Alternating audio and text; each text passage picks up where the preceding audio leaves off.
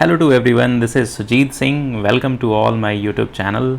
और ये जो सीरीज़ है बच्चे, वो है basically NEET previous year question paper को हम डिस्कस करते हैं और उससे रिलेटेड जितने भी कॉन्सेप्ट्स हैं उसको भी हम समझते हैं।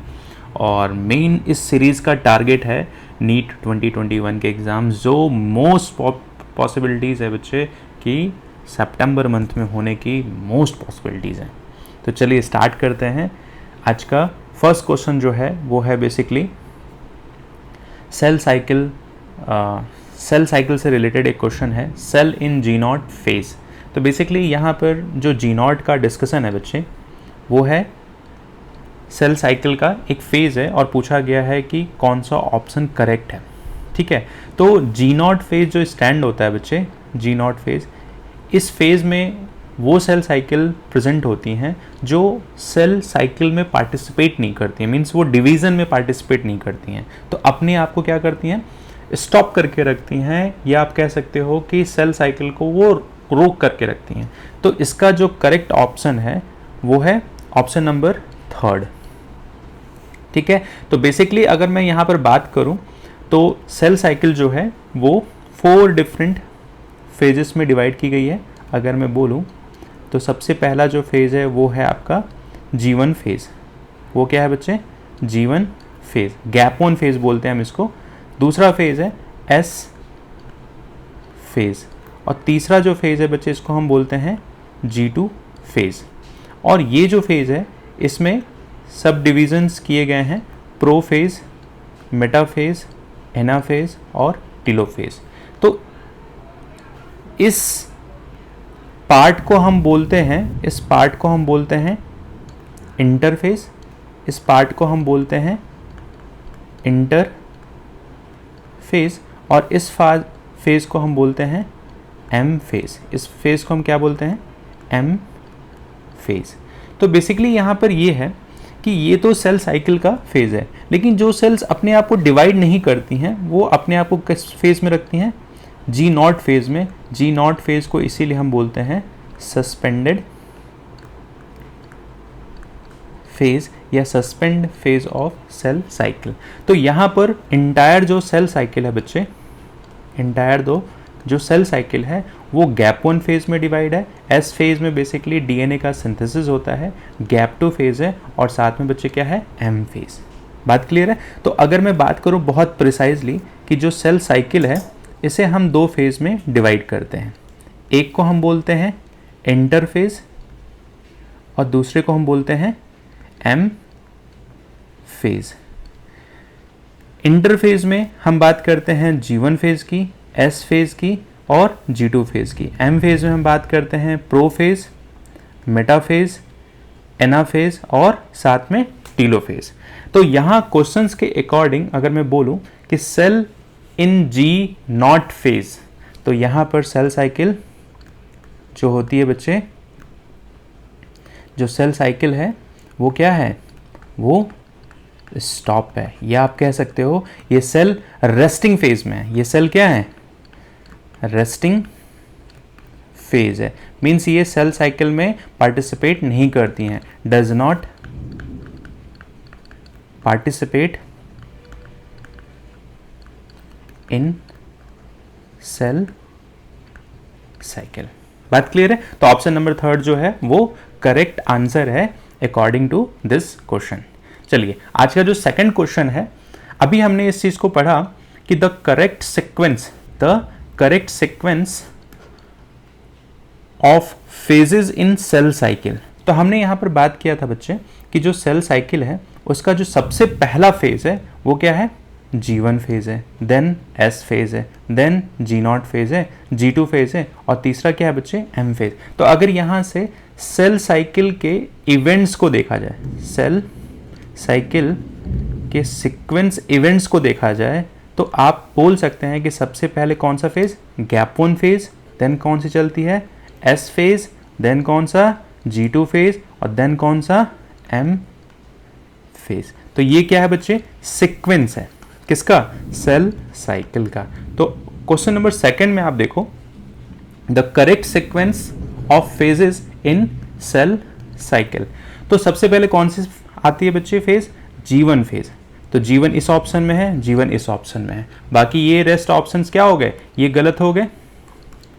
अब उसके बाद कौन सी आती है बच्चे, तो G1 के बाद कौन सी फेज आती है, तो G1 के बाद S फेज आता है। तो G1 के बाद कौन सा फेज आया, S फेज। उसके बाद कौन सा, G2 और M। तो करेक्ट ऑप्शन क्या है बच्चे, ऑप्शन नंबर 4। अगर हम एक सिंप्लीफाइड वर्जन में देखें तो ये सेल साइकिल का इवेंट हमने डिस्कस किया। तो सबसे पहले कौन सा फेज, ये आपका G1 फेज, ठीक है, ये आपका S फेज, ये आपका G2 फेज, और ये आपका बच्चे M फेज। तो सबसे पहले इवेंट जो है वो gap 1 phase, then S phase, then G2 phase, then M phase. ये बहुत सिंपल है बच्चे सेल साइकिल, आप वीडियो जा करके देख सकते हैं, वहाँ पर हमने बहुत डिटेल्स में पढ़ा है कि सेल साइकिल के इवेंट्स क्या क्या होते हैं। और कुछ नई वीडियोस भी अभी इस चैनल पर अपलोड होंगी जो ये सारे कॉन्सेप्ट को और भी ज़्यादा प्रिसाइज वे में आपको समझाने की पूरी कोशिश मैं कर रहा हूँ बच्चे। बस आप सभी से रिक्वेस्ट है कि आप इस चैनल पर नए हैं तो मेरे चैनल को सब्सक्राइब कीजिए, बेल आइकन को हिट कीजिए, और साथ में साथ लोगों के साथ शेयर कीजिए ताकि सभी का बेनिफिट हो। ठीक है, तो चलिए स्टार्ट करते हैं नेक्स्ट क्वेश्चन। तो क्वेश्चन नंबर 3 जो है, the shorter and longer arm of sub metacentric chromosome are referred as. Sub metacentric chromosomes के शॉर्ट आर्म और लॉन्ग आर्म को क्या बोलते हैं। तो देखो बच्चे, कभी भी अगर क्रोमोसोम्स के स्ट्रक्चर्स की अगर बात करो तो स्मॉल आर्म, लॉन्ग आर्म, तो ये तो हो गया आपका, क्या हो गया बच्चे, सेंट्रोमियर। यहां पर डीएनए की पैकेजिंग हुई है, ठीक है, इसे हम बोलते हैं क्रोमैटिड। इसे हम क्या बोलते हैं, क्रोमैटिड। इसे हम क्या बोलते हैं, क्रोमैटिड। बात क्लियर है। अब देखो इसके अंदर जो डीएनए की पैकेजिंग हुई है बच्चे, इसी को हम बोल देते हैं क्रोमैटिन। क्या बोलते हैं, क्रोमैटिन। अब देखो देखने वाली बात ये है कि इस आर्म की लेंथ जो है ना वो छोटी है, तो इसको हम क्या बोल रहे हैं, शॉर्ट आर्म। और इस आर्म की लेंथ थोड़ी बड़ी है तो इसको हम क्या बोल देते हैं, लॉन्गर आर्म। तो यहाँ पर यही तो पूछा गया है कि शॉर्ट आर्म को क्या बोलते हैं और लॉन्ग आर्म को क्या बोलते हैं। तो शॉर्ट आर्म को हम यहाँ पर पी आर्म बोलते हैं, पी आर्म बोलते हैं, और लॉन्ग आर्म को क्या बोलते हैं बच्चे, क्यू आर्म। तो अगर यहाँ पर ऑप्शंस आप देखो तो ऑप्शन नंबर 2 जो है वो इस क्वेश्चंस के अकॉर्डिंग क्या है, आंसर करेक्ट है। बात क्लियर है। अब देखो अगर इसको हम बात करें, इसको अगर हम बात करें तो बेसिकली ये आपका सेंट्रोमियर, ये आपके सिस्टर क्रोमैटिड्स। ये देखो यहाँ पर ये भी 1 क्रोमोसोम है, ये भी 1 क्रोमोसोम है, बट ये क्रोमोसोम्स क्या है, डुप्लीकेटेड है। मीन्स इसीलिए यहाँ पर एक सिस्टर क्रोमैटिड्स लोअर साइड्स में है और एक सिस्टर क्रोमैटिड्स अपर साइड में है सेंट्रोमियर के रिस्पेक्ट में। तो यहाँ पर शॉर्ट आर्म को हम क्या बोलेंगे, पी आर्म, और लॉन्ग आर्म को क्या बोलेंगे, क्यू आर्म। बात क्लियर है यहाँ पर। अब देखो नेक्स्ट क्वेश्चन जो है वो है बेसिकली आपका, which part of the brain is responsible for thermoregulation. Means इस क्वेश्चन में ये पूछा गया है कि ऐसा कौन सा पार्ट है ब्रेन का जो थर्मोरेगुलेशन के लिए रिस्पॉन्सिबल है। तो बच्चे देखो ब्रेन जो है ना, ब्रेन को अगर आप देखो ये पार्ट जो है थर्मोरेगुलेशन को तो कौन रेगुलेट करता है, master of the endocrine gland कौन है बच्चे, master of the endocrine gland कौन है, कोई मुझे बताएगा कमेंट करके। तो है हाइपोथैलेमस। ठीक है, तो हाइपोथैलेमस आपके एंडोक्राइन जो ग्लैंड है, एंडोक्राइन जो सिस्टम है आप कह सकते हो, इस एंडोक्राइन ग्लैंड सिस्टम के मास्टर कौन है, जो सभी ग्लैंड्स को रेगुलेट करता है, कंट्रोल करता है, वो कौन है, आपका हाइपोथैलेमस। और हाइपोथैलेमस एक ब्रेन का पार्ट है। तो थर्मो रेगुलेशंस को कौन रेगुलेट कर रहा है, तो हाइपोथैलेमस। बात क्लियर है।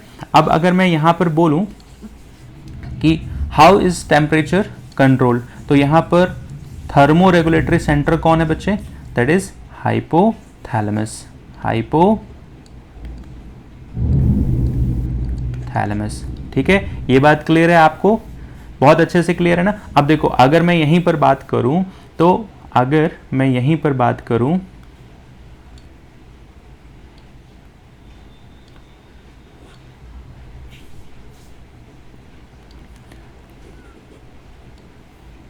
अगर मैं यहीं पर बात करूं तो बेसिकली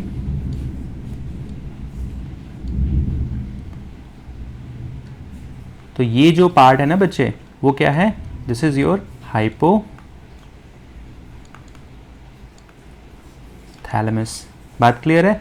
ये जो पार्ट है यहां पर आपका जो है वो है बेसिकली मेडुला ऑब्लंगाटा। ठीक है, और यहां पर आप क्या सेरेबेलम, ये जो छोटी सी बोलते हैं ना सर के पीछे कभी मारना नहीं चाहिए, तो यहाँ पर क्या होती है सेरेबेलम। ठीक है, स्मॉल ब्रेन जिसको बोलते हैं। ठीक है, और ये क्या है बच्चे आपका मेडुला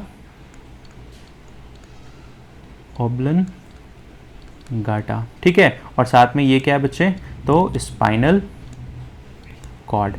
तो ओवरऑल अगर इसमें देखा जाए बच्चे, तो ओवरऑल अगर मैं बात करूं कि कौन सा ब्रेन का पार्ट है जो थर्मो रेगुलेशंस के लिए रिस्पॉन्सिबल है, तो वो है बच्चे हाइपोथैलेमस। बात क्लियर है, हाइपोथैलेमस। और अगर मैं यहीं पर बात करूं बच्चे कि सपोज ये आपका दिस इज योर, और यहीं पर क्या है बच्चे पिट्यूटरी ग्लैंड है। ठीक है, तो अगर मैं बोलूं तो इस पार्ट को हम बोलते हैं, इस पार्ट को हम बोल देते हैं, सपोज चलिए मैं इसको बना देता हूं अच्छे से, तो इस पार्ट को हम बोलते हैं एपीथैलेमस, अपर पार्ट को एपीथैलेमस, लोअर पार्ट को हम बोलते हैं क्या बच्चे हाइपोथैलेमस, और मिड पार्ट को हम क्या बोलते हैं थैलेमस।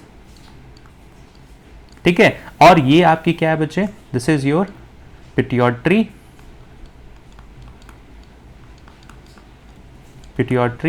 ग्लैंड। और ये पिट्यूटरी ग्लैंड भी फर्दर दो टाइप्स में डिवाइड है बच्चे, एक को हम बोलते हैं एंटीरियर पिट्यूटरी और दूसरे को बोलते हैं पोस्टीरियर पिट्यूटरी। जब हम यहाँ पर ब्रेन वाले पार्ट्स को कवर करेंगे तो वहाँ पर हम बहुत डिटेल्स में इस चैप्टर को कवर करेंगे बच्चों, और जल्दी वो वीडियो आने वाली है। तो यहाँ पर इस क्वेश्चंस के अकॉर्डिंग ऑप्शन नंबर सेकंड जो है वो क्या है, करेक्ट आंसर है। बात क्लियर है यहाँ पर। अब देखो अगर मैं बात करूँ क्वेश्चन नंबर 5 की, तो which of the following muscular disorder. ठीक है, ध्यान देने वाली बात ये बच्चे कि यहाँ पर एक डिसऑर्डर की बात हो रही है, और वो डिसऑर्डर क्या है, इनहेरिटेंट है। मीन इनहेरिटेंट का मतलब ये होता है बच्चे कि ऐसी डिजीज जो जनरेशन टू जनरेशन क्या हो रही है, पास ऑन हो रही है, जनरेशन टू जनरेशन क्या हो रही है बच्चे, पास ऑन हो रही है। पास ऑन मतलब इसी टर्म को हम बोलते हैं इनहेरिटेंस। ठीक है, इसी टर्म को हम बोल देते हैं इनहेरिटेंस। तो यहां पर which of the following muscular disorder. ठीक है, तो मस्कुलर डिसऑर्डर टेटनी हैनी, मस्कुलर डिस्ट्रॉफी, माइस्थन ग्रेविस, बोटुलिज्म। ठीक है, तो यहाँ पर जो करेक्ट आंसर है, क्योंकि मस्कुलर डिसऑर्डर की बात हो रही है और वो भी इनहेरिटेंट की बात हो रही है, तो यहाँ पर मस्कुलर डिस्ट्रॉफी जो है वो करेक्ट ऑप्शंस हैं। ठीक है, तो अगर मैं यहाँ पर बात करूँ बच्चे कि in most cases muscular dystrophy run in family, it usually develop after inheriting the faulty gene. Faulty gene मतलब बच्चे क्या होता है, जिस जीन में क्या हो रहा है, ड्यू टू म्यूटेशन, और म्यूटेशन एक तरह का क्या है बच्चे, अल्टरेशन है। किसमें, अल्टरेशन ऑफ न्यूक्लिक एसिड।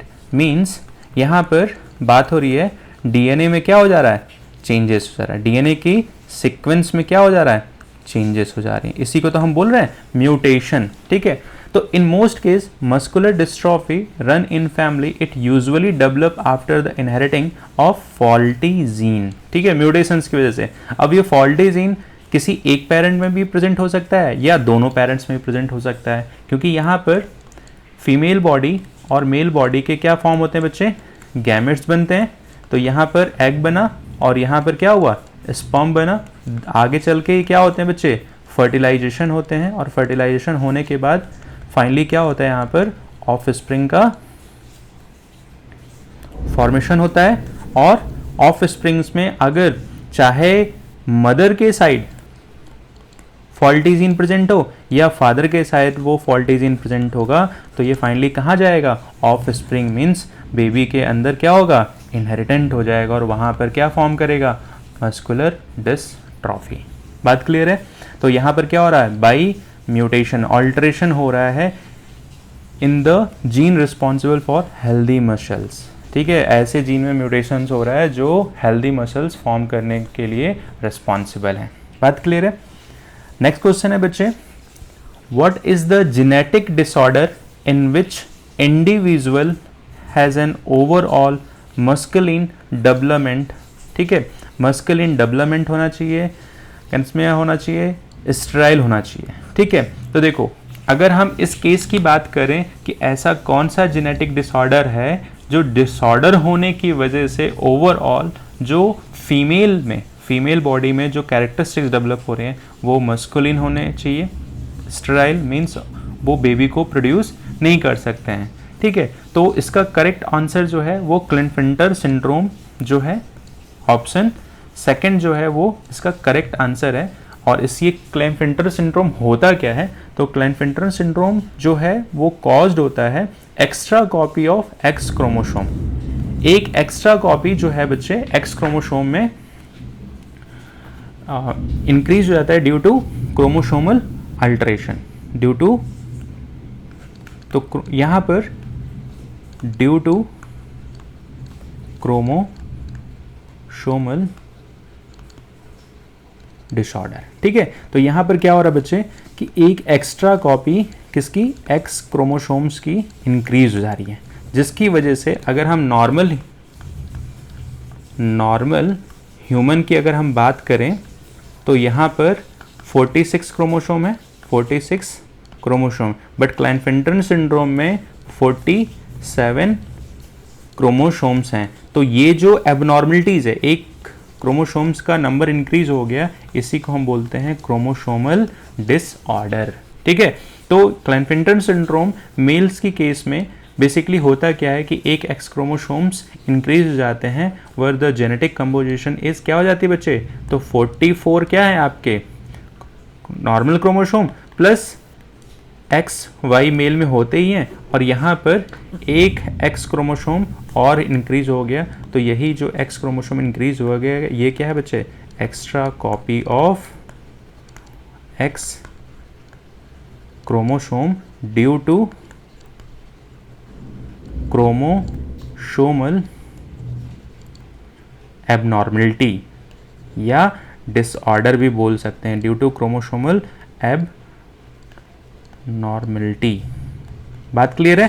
तो यहाँ पर क्या हो रहा है कि टोटल नंबर ऑफ क्रोमोसोम्स कितने हो जा रहे हैं, 46 के कंपैरिजन में एक क्रोमोसोम बढ़ जाने की वजह से 47, और the symptoms of this syndrome is sterility, development of breast, masculine development. Means male body में होता क्या है बच्चे कि मेल बॉडी के अंदर इस एबनॉर्मलिटी की वजह से कुछ फीमेल कैरेक्टरिस्टिक्स डेवलप होने लगते हैं। क्या होने लगते हैं, फीमेल कैरेक्टरिस्टिक्स कुछ डेवलप होने लगते हैं, इसी केस को हम बोलते हैं क्लाइनफिल्टर सिंड्रोम। बात क्लियर है। तो ऑप्शन सेकंड क्या है बच्चे, राइट आंसर है। ठीक है, नेक्स्ट क्वेश्चन है बच्चे, following the statement describe the characteristics of the restrictions endonuclease. Following statement describe the characteristics of the enzyme. किसी एंजाइम की बात हो रही है, और कौन सा एंजाइम की बात हो रही है, रिस्ट्रिक्शन एंडोन्यूक्लियस। ध्यान देना, एंडोन्यूक्लियस की बात हो रही है। Correct the identify the incorrect statement. तो यहाँ पर पहली चीज़ तो किसकी बात हो रही है बच्चे, रिस्ट्रिक्शन एंडोन्यूक्लियस। तो देखो यहाँ पर अगर हम बात करें कि जो रिस्ट्रिक्शन एंजाइम है वो 2 पार्ट्स में हमने स्टडी किया है बायोटेक्नोलॉजी चैप्टर में। तो बेसिकली यहाँ पर एक तो है रिस्ट्रिक्शन रिस्ट्रिक्शन एंडो न्यूक्लियस, और दूसरा केस है बच्चे रिस्ट्रिक्शन एक्सो न्यूक्लियस। तो ध्यान देने वाली बात यह है बच्चे कि जो एंडो है वो हमेशा डीएनए के जो ये न्यूक्लियोटाइड्स हैं बच्चे, फॉर एग्जांपल अगर ये हमने सर्कल वाले न्यूक्लियोटाइड्स को कंसिडर किया है तो फाइनली ये सर्कल्स क्या रिप्रेजेंट करते हैं, ये न्यूक्लियोटाइड्स रिप्रेजेंट करते हैं और इनके बीच में क्या होता है, हाइड्रोजन बॉन्ड फॉर्म होता है। तो ये एंडो न्यूक्लियस जो है बच्चे ये लास्ट न्यूक्लियोटाइड को छोड़ के कहाँ कट करता है, हमेशा इनसाइड कट करता है। ठीक है, तो इनसाइड कटिंग कॉज करता है, डीएनए के एंड पर कटिंग कॉज नहीं करेगा, एंड पर कभी भी कटिंग कॉज नहीं करेगा, हमेशा कटिंग कॉज कहां कर रहा है, inside the DNA sequence. Same अगर मैं इसकी बात करूं तो ये हमेशा रिस्ट्रिक्शन एक्सोन्यूक्लियस जो है ये हमेशा डीएनए के बाहर वाले न्यूक्लियोटाइड्स पर कटिंग कॉज करेगा। सपोज ये क्या है, न्यूक्लियोटाइड है, ठीक है, और ये न्यूक्लियोटाइड्स आपस में कनेक्टेड हैं वाया हाइड्रोजन बॉन्ड, तो ये हमेशा एंड न्यूक्लियोटाइड्स पर कटिंग कॉज करेंगे। तो यहाँ पर कटिंग कॉज कर सकते हैं, यहाँ पर कटिंग कॉज कर सकते हैं, यहाँ पर कटिंग कॉज कर सकते हैं, लेकिन कहाँ कटिंग कॉज नहीं करेंगे, इनसाइड डीएनए सीक्वेंस में कटिंग कॉज नहीं करेंगे। तो एक्सोन्यूक्लियस जो है वो लास्ट न्यूक्लियोटाइड पे कटिंग कॉज करते हैं, एंडोन्यूक्लियस जो है वो डीएनए के लास्ट न्यूक्लियोटाइड को छोड़ करके कि अंदर कहीं भी कटिंग कॉज कर सकते हैं। बात क्लियर है? अब देखो अगर यहाँ पर कुछ स्टेटमेंट्स दिए गए हैं और आपसे पूछा गया आइडेंटिफाई द इनकरेक्ट स्टेटमेंट, तो पहली चीज़ अगर हम पहला स्टेटमेंट पढ़ें, the enzyme cut DNA molecule eight identified position with in the DNA sequence, तो एक बात बिल्कुल करेक्ट है बच्चे कि the enzyme cut DNA molecule identified position means एक स्पेसिफिक पोजीशंस पर ही रिस्ट्रिक्शंस एंजाइम डीएनए को कट करते हैं और उस पोजीशन को हम बोलते हैं रिस्ट्रिक्शन साइट। और कहाँ कटिंग कॉज हो रही है, तो विद इन द डीएनए, तो ये तो ऑप्शन क्या है, ट्रू है। अगर हम बात करते हैं सेकेंड ऑप्शन के, the enzyme bind DNA at specific site and cut only one strand of the two strand, तो रिस्ट्रिक्शन एंजाइम कभी भी डीएनए के एक स्ट्रैंड को कट नहीं करता, हमेशा दोनों स्ट्रैंड्स को कट करता है। तो यहाँ तक तो स्टेटमेंट सही है, the enzyme bind DNA at specific site, enzyme जो है स्पेसिफिक साइट पर बाइंड करता है, लेकिन वो कट क्या करता है, वो दोनों स्ट्रैंड करता है, ओनली वन स्ट्रैंड नहीं। तो ये स्टेटमेंट क्या है, फॉल्स है। चलिए नेक्स्ट इसमें देखते हैं, the enzyme cut at the sugar phosphate backbone at specific site on each strand, तो ये बात एग्जैक्टली सही है कि जो डीएनए को कटिंग कॉज कर रही है वो शुगर और फॉस्फेट का जो बैकबोन है वो वहीं पर कटिंग कॉज हो रही है। तो ये स्टेटमेंट क्या है बच्चे, ट्रू है। The enzyme recognise specific palindromic nucleotide sequence in the DNA, हमने बात किया कि रिस्ट्रिक्शंस जो एंजाइम्स हैं वो डीएनए में एक स्पेसिफिक सीक्वेंस को आइडेंटिफाई करते हैं और वहीं पर वो बाइंड करते हैं और वहीं पर वो क्या करते हैं, कटिंग कॉज करते हैं। तो जो ये स्पेसिफिक सीक्वेंस है डीएनए में जिसको हम रिस्ट्रिक्शंस साइट बोल रहे हैं, इसी रिस्ट्रिक्शन साइट को हम बोल देते हैं पैलिंड्रोमिक सीक्वेंसेस। बात क्लियर है? तो ऑप्शन डी भी जो है वो करेक्ट है। तो क्वेश्चंस के अकॉर्डिंग यहाँ पूछा गया है आइडेंटिफाई द इनकरेक्ट स्टेटमेंट, तो इनकरेक्ट स्टेटमेंट कौन सा है बच्चों, कोई मुझे बताएगा? तो इनकरेक्ट स्टेटमेंट कौन सा है, ऑप्शन सेकेंड, वो हमेशा रिस्ट्रिक्शंस एंजाइम दोनों स्ट्रैंड्स को कट करता है, कोई एक स्ट्रैंड्स को कट नहीं करता है। बात क्लियर है? तो यहाँ पर अगर हम कुछ कैरेक्टरिस्टिक्स की बात करें तो ये रिस्ट्रिक्शंस एंजाइम के कुछ कैरेक्टरिस्टिक्स हैं। Cleave DNA at specific restriction site, can be palindromics, every place there is a restriction site on the DNA it will be cleave the DNA, means restriction site जहाँ जहाँ होगी restriction enzyme वहाँ वहाँ cutting cause करेंगे। Cleave DNA at specific restriction site, DNA को वहीं से cut किया जाता है जहाँ पर स्पेसिफिक रिस्ट्रिक्शन साइट होती है। ठीक है, फोर्थ पॉइंट ये बच्चे, different restrictions enzyme will have different DNA sequence, बिल्कुल डिफरेंट रिस्ट्रिक्शंस एंजाइम के डिफरेंट रिस्ट्रिक्शन साइट्स होती हैं, ठीक है। ऑप्शन अगर हम पॉइंट 5 की बात करें तो restrictions enzyme can be used over and over again, बार बार हम रीयूज कर सकते हैं इसे, ठीक है। Where the DNA cut it can result in blunt ended and stagger ended. For example अगर यहाँ पर एक डीएनए सीक्वेंस है, ठीक है, ये डीएनए सीक्वेंस है, अब यहाँ पर आपने क्या किया, रिस्ट्रिक्शंस एंजाइम से आपने क्या किया, ट्रीट किया। अब ये रिस्ट्रिक्शंस एंजाइम या तो कटिंग करने के बाद इस तरीके से सीक्वेंस जनरेट करें,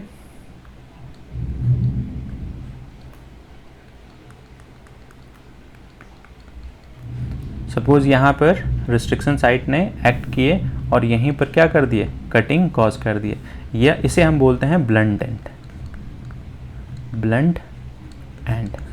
और अगर यहीं पर मैं बात करूं कि कोई आपके पास डीएनए है और इस डीएनए में हाइड्रोजन बॉन्ड फॉर्म किए हैं और रिस्ट्रिक्शंस एंजाइम यहाँ कटिंग कॉज किए और यहाँ कटिंग कॉज किए, तो आपने ये देखा बच्चे कि फाइनली क्या हो गया कि ये सीक्वेंस कुछ इस तरीके से जनरेट होगी,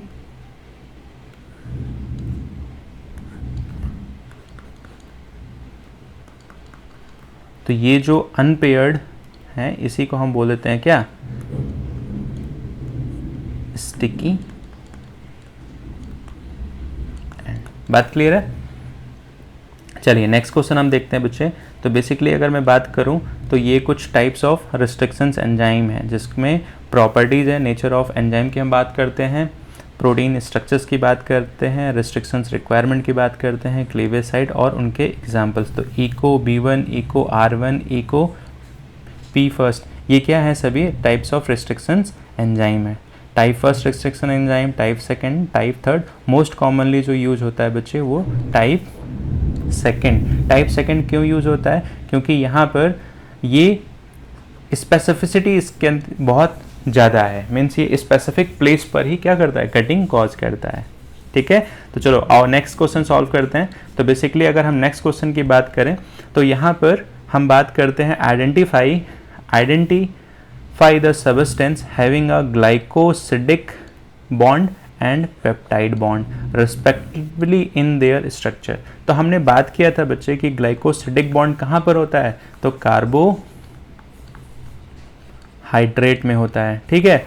अब अगर हम बात करें कार्बोहाइड्रेट में होता है, पेप्टाइड बॉन्ड कहाँ पर होता है, तो प्रोटीन्स में होता है, ठीक है। हमने बात किया था ना कि अमाइनो एसिड्स एक दूसरे के साथ कैसे बाइंड करते हैं, वाया पेप्टाइड बॉन्ड। तो ये है आपका एन टर्मिनल, ये है सी टर्मिनल और ये हैं अमाइनो एसिड्स, और अमाइनो एसिड्स आपस में किस बॉन्ड से जुड़े हुए हैं, तो पेप्टाइड बॉन्ड, ठीक है। तो अगर हम यहाँ पर बात करें कि glycosidic bond and versus peptide bond, तो यहाँ पर अगर हम बात करें तो ग्लाइकोसिडिक बॉन्ड कहाँ पे प्रेजेंट होता है, तो present in carbohydrate and sugar, और पेप्टाइड बॉन्ड कहाँ प्रेजेंट होता है, तो peptide bond present in protein. Glycosidic bond is type of covalent bond form between the two monosaccharide, ठीक है। और पेप्टाइड बॉन्ड क्या है, peptide bond is a type of covalent bond form between the two amino acid. तो ध्यान देने वाली बात यह है बच्चे कि यहाँ पर जो ग्लाइकोसिडिक बॉन्ड है कार्बोहाइड्रेट में प्रेजेंट होता है और पेप्टाइड बॉन्ड कहाँ प्रेजेंट होता है, तो प्रोटीन में। तो यहाँ पर अगर कार्बोहाइड्रेट की अगर सपोज ये दो मोनोसेक्राइड यूनिट हैं, दो मोनोसेक्राइड यूनिट हैं, क्या है, मोनोसेक्राइड यूनिट हैं, तो इनके बीच में कौन सा बॉन्ड होगा, तो ग्लाइकोसिडिक बॉन्ड होगा। और ये अगर अमाइनो एसिड की हम बात करें, amino acid first, amino acid second, तो इनके बीच में कौन सा बॉन्ड होगा, तो पेप्टाइड बॉन्ड। तो क्वेश्चंस के अकॉर्डिंग पूछा गया है कि ऐसा कौन सा सबस्टेंस है जिसमें ग्लाइकोसिडिक बॉन्ड और पेप्टाइड बॉन्ड प्रेजेंट होता है। तो ग्लाइकोसिडिक बॉन्ड कार्बोहाइड्रेट या शुगर में और पेप्टाइड बॉन्ड प्रोटीन में। तो अब आप देख लो कि प्रोटीन, कोलेस्ट्रॉल एक प्रोटीन है नहीं, लेसिटिन एक प्रोटीन है नहीं, इंसुलिन हार्मोन है, तो प्रोटीन कौन बचा बच्चे, ट्रिप्सिन, और ग्लिसरॉल क्या है, एक तरह का कार्बोहाइड्रेट। तो करेक्ट ऑप्शन क्या है इस क्वेश्चन के अकॉर्डिंग, ऑप्शन नंबर सेकंड।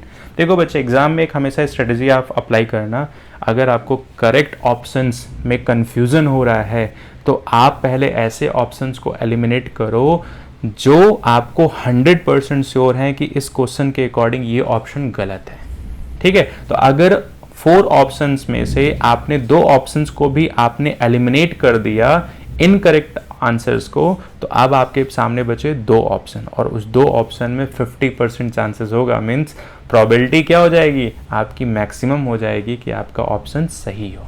बात क्लियर है? तो ये तो क्वेश्चन बहुत सिंपल था कि पेप्टाइड बॉन्ड प्रोटीन्स में होते हैं और यहाँ देखो प्रोटीन केवल एक ही है, ट्रिप्सिन। ट्रिप्सिन क्या है? एक तरह का प्रोटीन है जो एंजाइमेटिक फंक्शन परफॉर्म करता है और हमने बात किया था ये एक तरह का क्या है, एंजाइम है। और हमने बोला था almost all enzymes are, almost all enzymes are proteinaceous in nature. ठीक है, तो ये बात समझ में आया।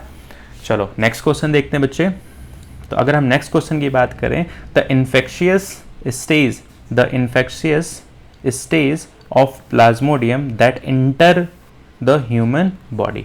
तो ये बहुत इंटरेस्टिंग सा क्वेश्चन है और ये जो क्वेश्चन है वो बेसिकली प्लाज्मोडियम स्पीसीज जो होते हैं एक तरह के क्या है, पैरासाइट्स हैं। ठीक है, तो इसमें प्लाज्मोडियम जो पैरासाइट है वो बेसिकली रिस्पॉन्सिबल है मलेरिया और लिस्मानिया डिजीज़ के लिए। तो अगर हम इस क्वेश्चन की बात करें तो ये मलेरिया के रिस्पेक्ट में है। तो प्लाज्मोडियम जो है वो बेसिकली क्या कॉज करता है, कॉज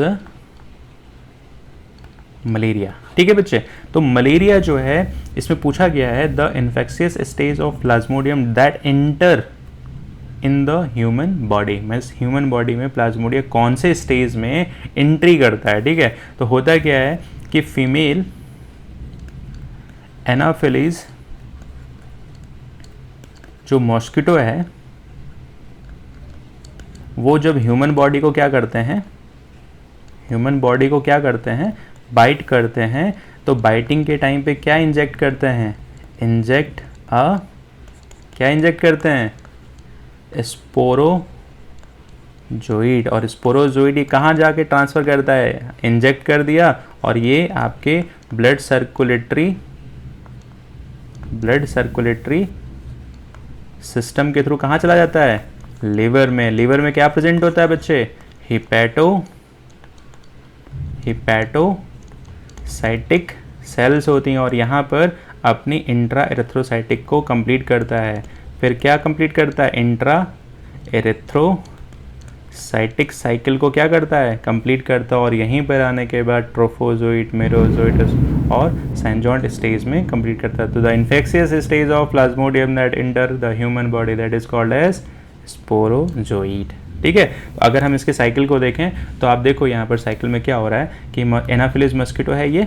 ठीक है, इसीलिए बोलते हैं मच्छरों से दूर रहना चाहिए क्योंकि मच्छर इंसान को मलेरिया कॉज कर सकता है। ठीक है, तो हमेशा ध्यान रखना मच्छरों से दूर रहो भाई आज के टाइम में, क्योंकि मच्छर जो हैं, मस्किटो जो हैं, बहुत सारे इन्फेक्शंस के लिए रिस्पॉन्सिबल हैं और उसमें 2 मेजर इन्फेक्शंस हैं, एक मलेरिया और दूसरा लिस्मानियासिस। लिस्मानियासिस को हम बोलते हैं काला जहर।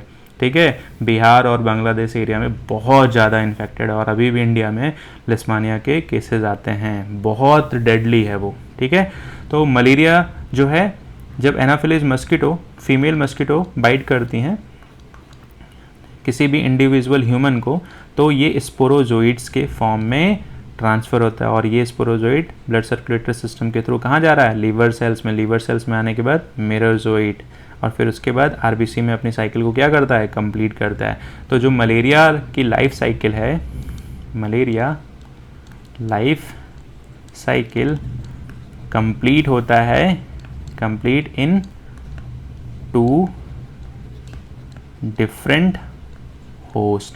2 डिफरेंट होस्ट में क्या हो रहा है, कंप्लीट हो रहा है। बात क्लियर है? इसको हम बहुत डिटेल्स में पढ़ेंगे आने वाले चैप्टर में। अभी आप अपना ध्यान रखो कि बेसिकली जो इन्फेक्शियस स्टेज है प्लाज्मोडियम की वो स्पोरोजोइड के फॉर्म में बॉडी में एंट्री लेती है। बात क्लियर है? अब चलो नेक्स्ट क्वेश्चन देखते हैं बच्चे।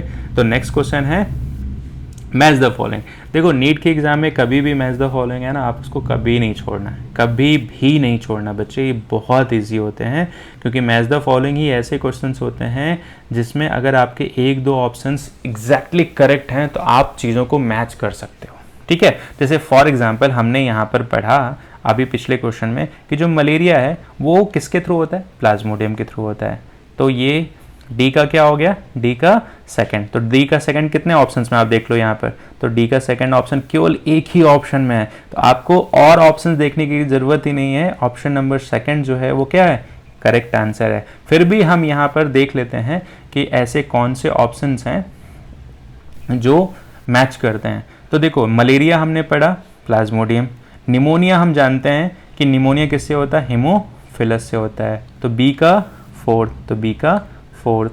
अगर हम बात करें तो यहाँ पर टाइफॉइड जो है वो सैल्मोनेला कॉज करता है, सैल्मोनेला टाइफी होता है ना, और बचा हुआ एक पार्ट क्या है, सी जो है विशोरिया। बात क्लियर है। तो मैच द फॉलोइंग कभी आपको नहीं छोड़ना है किसी भी एग्जाम में, नीट के एग्जाम में तो स्पेशली आपको नहीं छोड़ना, और हर एग्जाम में आप देखना बच्चे नीट के पेपर में at least 3 to 4 match the following आते हैं। बहुत इंपॉर्टेंट, बहुत इंपॉर्टेंट, बहुत ईजी है, ठीक है। तो चलो अगला टॉपिक जो है, अगला जो क्वेश्चन है अगर हम बात करते हैं, देखो यहाँ पर टाइफॉइड है, तो टाइफॉइड का इन्फेक्शन कौन करता है, सैल्मोनेला टाइफी। आप इसके बारे में पढ़ना। अगर हम इसको थोड़ा सा देखें तो टाइफॉइड फीवर है जो काफ़ी ज़्यादा रिस्पॉन्सिबल है, तो सैल्मोनेला टाइफी का इन्फेक्शन होता है, ठीक है। तो अगर हम बात करें which of the following glucose transporter is insulin dependent, ठीक है। तो ग्लूकोज का क्या हो रहा है, ट्रांसपोर्ट हो रहा है। सपोज ये सेल है और सेल के ऊपर क्या होते हैं, सेल के मेम्ब्रेन पर ये प्लाज्मा मेम्ब्रेन है, तो ये जो है ना इसी को हम बोलते हैं ग्लूकोज ट्रांसपोर्टर।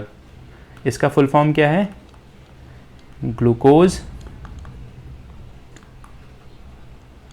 ट्रांसपोर्टर। तो बेसिकली अगर आप बात करो कि देखो ग्लूट जो फर्स्ट है वो भी इंसुलिन इंडिपेंडेंट है, ग्लूट सेकंड ये भी इंसुलिन इंडिपेंडेंट, और ग्लूट थर्ड जो ये भी इंसुलिन इंडिपेंडेंट, लेकिन डिपेंडेंट कौन सा है, तो ग्लूट फोर्थ। तो ये कौन सा है, ग्लूट फोर्थ, ठीक है। तो अगर हम बात करते हैं बच्चे, तो बेसिकली ये कुछ कॉमन एग्जाम्पल हैं किसके, ग्लूट के, जो ह्यूमन टिश्यू में प्रेजेंट होते हैं। तो अगर हम बात करें ग्लूट 4 की, तो ग्लूट 4 क्या है, इंसुलिन डिपेंडेंट। ये कहाँ कहाँ प्रेजेंट होता है बॉडी के अंदर, तो स्केलेटन मसल्स में होता है, स्मूथ मसल्स में होता है, कार्डिक मसल्स में होता है, और एडिपोसाइट्स में होता है। बाकी ये तीनों जो ग्लूट है, GLUT first, GLUT second, GLUT third, ये सभी क्या है, इंसुलिन इंडिपेंडेंट, ठीक है।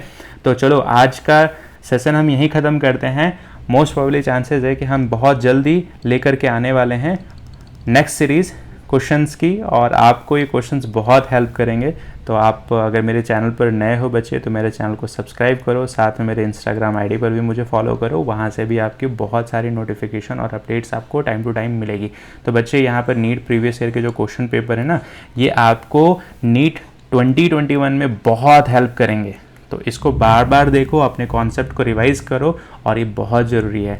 तो मैं आप सभी से रिक्वेस्ट करूँगा कि मेरे चैनल को सब्सक्राइब करो, बेल आइकन को हिट करो, और ज़्यादा से ज़्यादा लोगों में शेयर करो। Thank you to all.